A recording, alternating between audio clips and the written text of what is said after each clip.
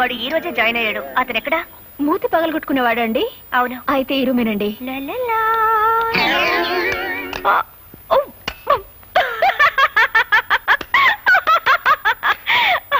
Hello sir గారు. అవును, నువ్వు వాయించవలసిన హార్మోనియాన్ని నిన్నెవరో హార్మోని వాయించేసినట్టున్నారు. ఇదిగో, ఎదురులేని మనిషి తిరుగులేని మనగాండని వాల్ పోస్టర్లో చూసి సినిమా పేర్లు పెట్టేసుకుంటే సరికాదు. ఛాలెంజ్ లో ఉన్న సత్తా చేతల్లో ఉండాలి. ఒక్కసారి సరదాగా నిన్ను అలా అలా సరిగములు పలికించరా? నువ్వా? వాడికి వెన్నెముక విరిచేసి మోచపులు తప్పించేస్తాని పెద్ద గొప్పలు చెప్పి వెళ్ళావు. నీ ఎముకలు మొత్తం చిత్తు చిత్తుగా విరక్కొట్టుకొచ్చావా?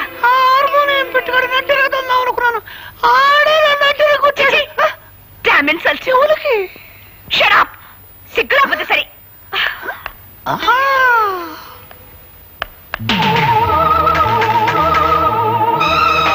నన్ను నడి రోడ్డు మీద దెబ్బ కొట్టిన వాణ్ణి ఎక్కడ ఎలా దెబ్బ కొట్టాలో నాకు బాగా తెలుసు.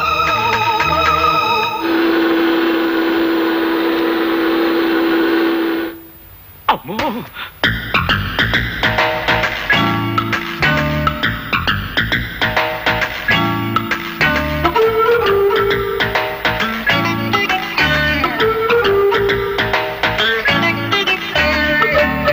సూర్యచంద్రరావు గారు అమ్మాయా? అవును.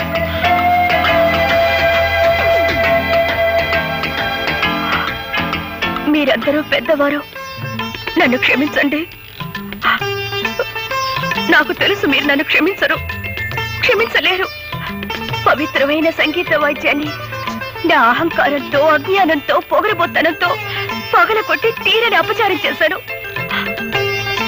అప్పలరాజు గారు, మీ కూతురు లాంటి దాన్ని మీరు నన్ను క్షమించలేరా? నేను క్షమించేస్తానమ్మా, కానీ మా పాపరాయుడు బా. నేను దుర్మార్గురాల్ని. కళా తపస్వి ఇలాంటి మీ అబ్బాయిని ఎన్నో రకాల కష్టాలకు గురి చేసిన కిరాతకురాల్ని. దయచేసి నన్ను క్షమించండి. బా, అమ్మాయి ముఖం చూస్తుంటే కడుపు తరుక్కుపోతోంది. ఆడపిల్ల నట్టింట్లో కన్నీళ్ళు ఎట్టకూడదు అనేసి క్షమించాన్ని. నేనంటాను, కానీ వాడు క్షమించొద్దు. ఒక్కసారి వాడికి విరక్తి వచ్చిందంటే అంతే. మీరు అలా అంటే కాదు, మీరు క్షమించాలి. మీ అబ్బాయి చేత కూడా క్షమించేలా చేసి ఆయన నాకు సంగీతం నేర్పించడానికి ఒప్పించాలి. ప్లీజ్. అలాగే ఆ అమ్మాయిని ఏడవద్దని చెప్పరా. మన ప్రయత్నం మనం చేద్దాం. వెళ్ళమని చెప్పు.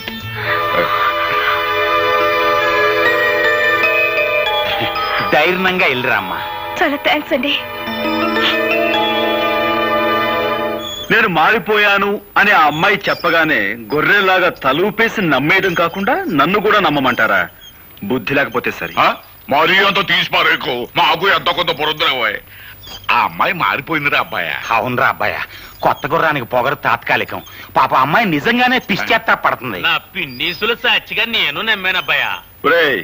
వేప చెట్టుకు మామిడికాయలు కాయవు, మామిడి చెట్టుకు తాటికాయలు కాయవు అనేది ఎంత నిజమో, డబ్బుతో అహంకారం కూడా మారదు అనేది అంతే నిజం. అది కాదు. దయచేసి విషయం ఇంకెవరైనా చెప్పకండి. బాబు, నేనెవరినో తెలుసా? తెలుసమ్మా, సూర్యచంద్ర గారి తల్లి గారు. అవును బాబు, నువ్వు నా మనవరాలు తగాదా పడుతున్నారని తెలిసింది. జరిగిన దానికి అది బాధపడుతోంది. నువ్వు కూడా దాన్ని క్షమించానని చెప్తే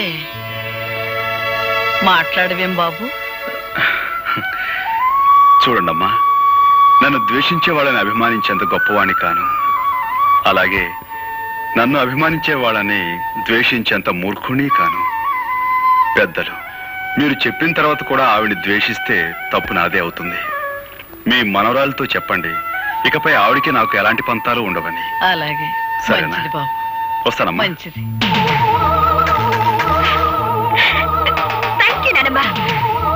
ఇప్పుడు చెప్తా. అమ్మాయి,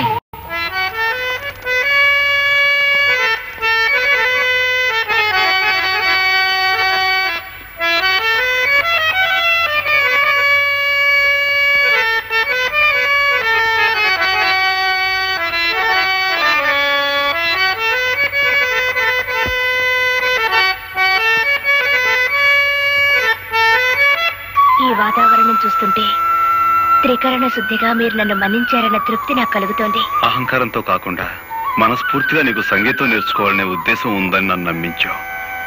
చాలా సంతోషం. ఇక మొదలు పెడదాం. నాతో చిన్న కోరిక, కాదనకూడదు. చెప్పు. నేను పాట రాశాను. నువ్వు పాటలు కూడా రాస్తావా? ఓ, నేను కాలేజీలో చాలా ప్రైజులు గెలిచాను. ఇదిగో ఈ పాటగా వరుస కట్టి పాడి వినిపించండి.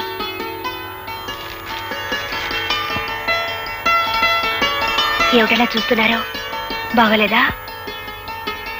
చాలా బాగుంది.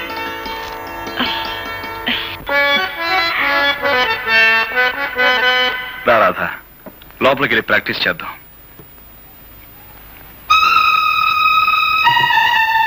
ఇక్కడే కూర్చుందాం. అలాగే. అక్కర్లేదు.